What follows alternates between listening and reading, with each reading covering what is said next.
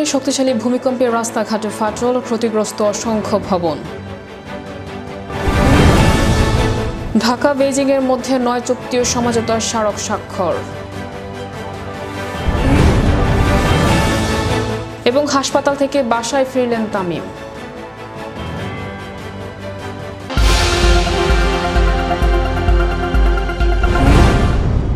মিয়ানমারের মধ্য অঞ্চলে শুক্রবার শক্তিশালী ভূমিকম্প অনুভূত হয়েছে। এই ঘটনায় দেশটির রাজধানী নেপিডোর বিভিন্ন সড়কে ফাটল দেখা দিয়েছে। এতে বিভিন্ন ভবন ক্ষতিগ্রস্ত হয়েছে। শুক্রবার দুপুরের দিকে মিয়ানমারের শক্তিশালী এই ভূমিকম্প অনুভূত হয়। মার্কিন ভূতাত্ত্বিক জরিপ সংস্থা USGS বলেছে, সাগাই শহর থেকে উত্তর পশ্চিমে ভূমিকম্পটি উৎপত্তি। ভূমিকম্পটির তীব্রতা ছিল 7.7। কয়েক মিনিট পরই একই এলাকায় 6.4 তীব্রতার একটি আফটার শক অনুভূত হয়। মিয়ানমারের পাশাপাশি থাইল্যান্ডের রাজধানী ব্যাংকক সহ এই অঞ্চলে অন্যান্য স্থানেও কম্পনের খবর পাওয়া গেছে। শক্তিশালী এই কম্পনের পর মিয়ানমারের 6টি অঞ্চলে জরুরি অবস্থা জারি করেছে দেশটির জান্তা সরকার। রাশিয়ার প্রেসিডেন্ট ভ্লাদিমির পুতিন সতর্ক করে বলেছেন, গ্রিনল্যান্ড দখলের জন্য যুক্তরাষ্ট্র দীর্ঘদিন ধরে পরিকল্পনা করে আসছে। বিশ্বের বৃহত্তম দ্বীপটিকে ঘিরে চলমান উত্তেজনাকে গুরুত্ব সহকারে নেওয়া উচিত। বৃহস্পতিবার আন্তর্জাতিক আর্কটিক ফোরামে বক্তৃতা দেওয়ার সময় পুতিন ডেনিস আধা স্বায়ত্তশাসিত অঞ্চলটির চারপাশে চলমান উত্তেজনা এবং মার্কিন প্রেসিডেন্ট ডোনাল্ড ট্রাম্পের গ্রিনল্যান্ডকে নিয়ন্ত্রণে নেওয়ার হুঁশিয়ারির বিষয়ে কথা বলেন। এর আগের দিন বুধবার ট্রাম্প আবারও গ্রিনল্যান্ডের প্রসঙ্গ টেনে দাবি করেন, পৃথিবীর একটি বৃহৎ অংশকে সঠিকভাবে রক্ষা করার জন্য দ্বীপটির মার্কিন মালিকানা প্রয়োজন। এটি করলে ডেনমার্ক সহ সর্বজনীনভাবে উপকারিত হবে। যুক্তরাষ্ট্রের রাজধানীর কর্মকাণ্ডে জড়িত অভিবাসী ও আন্তর্জাতিক শিক্ষার্থীদের জন্য অভিবাসন আইন কঠোর করেছে ট্রাম্প প্রশাসন। এরই মধ্যে কঠোর যাচাই বাছাইয়ের জন্য সাময়িকভাবে গ্রিন কার্ড আবেদন স্থগিত করেছে দেশটি।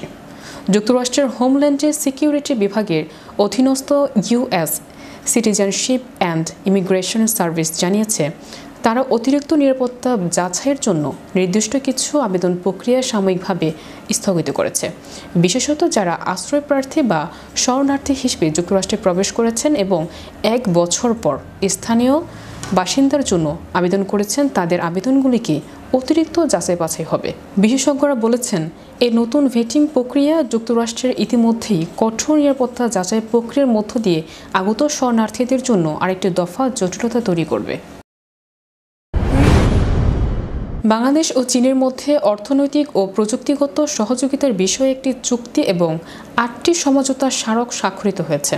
প্রধান উপদেষ্টার 4 দিনের চীন সফরের তৃতীয় দিনে দুদেশের মধ্যে এই দ্বিপাক্ষিক চুক্তি ও স্মারকগুলো স্বাক্ষরিত হয়।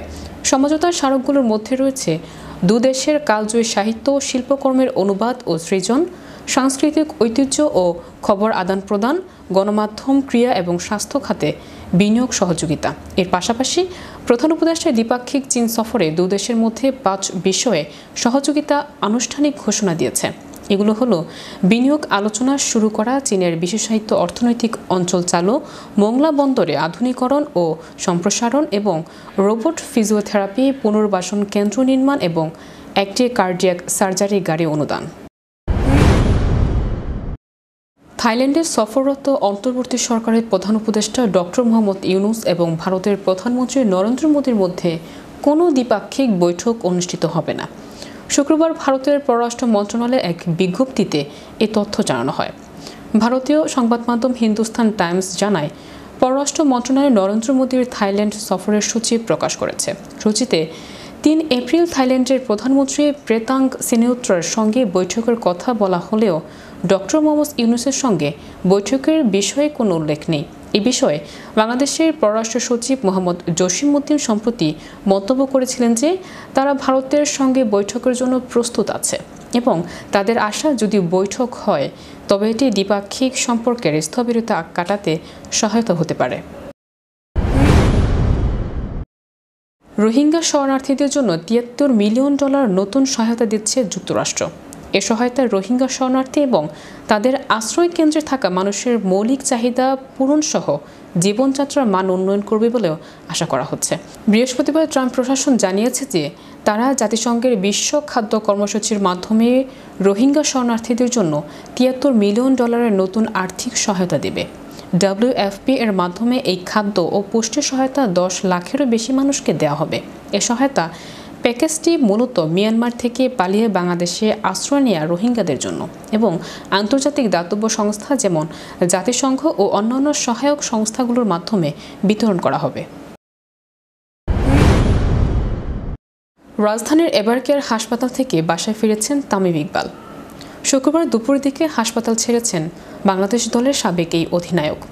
বিসিবির একজন চিকিৎসক গণমাধ্যমকে বিষয়টি নিশ্চিত করেছেন। বিসিবির ওই চিকিৎসক বলেন, বর্তমানে তিনি সব দিক থেকেই ভালো আছেন। চিকিৎসকদের পরামর্শেই বাড়িতে চলে গেছেন। পরবর্তী চিকিৎসার বিষয়ে পরিবার সিদ্ধান্ত নেবে।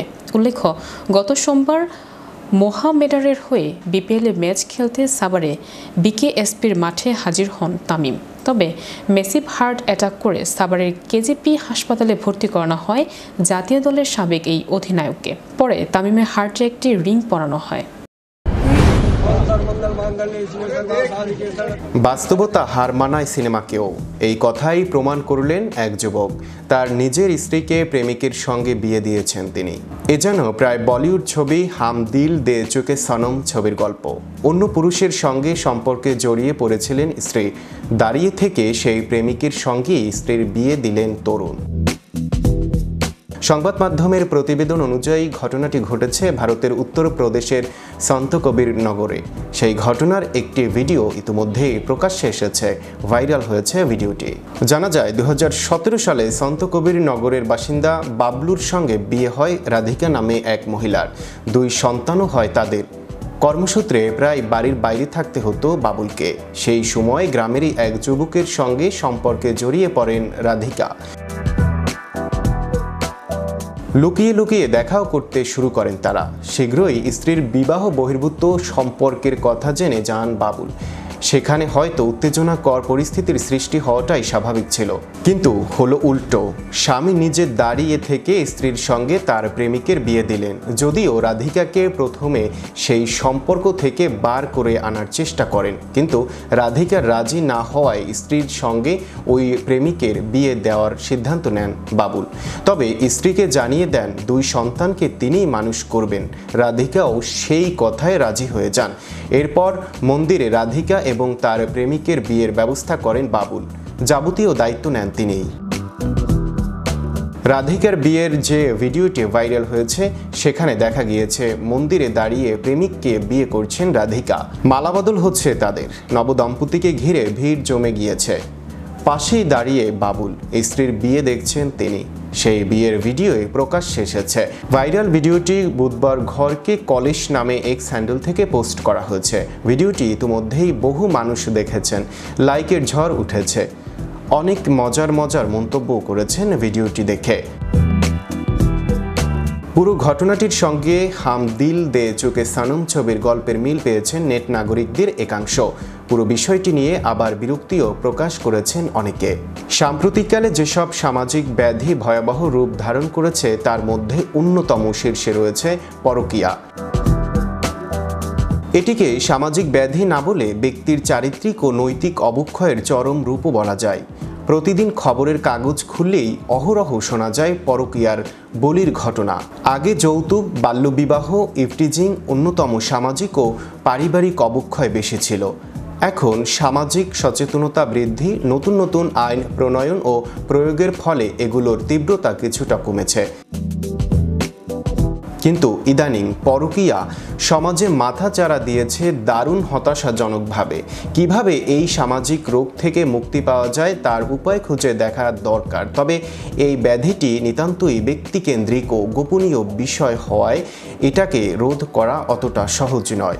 আর এই পরকীয়ার নিষ্ঠুর বলি হচ্ছে স্বামী বা স্ত্রী, বাবা মা, সন্তান সহ পুরো পরিবার। কেননা পরকীয়ার ফলে বেড়ে চলেছে বিবাহ বিচ্ছেদ, যাতে করে শুধু ব্যক্তির নয় বরং পারিবারিক সম্পর্কগুলোও হুমকির মুখে পড়ছে।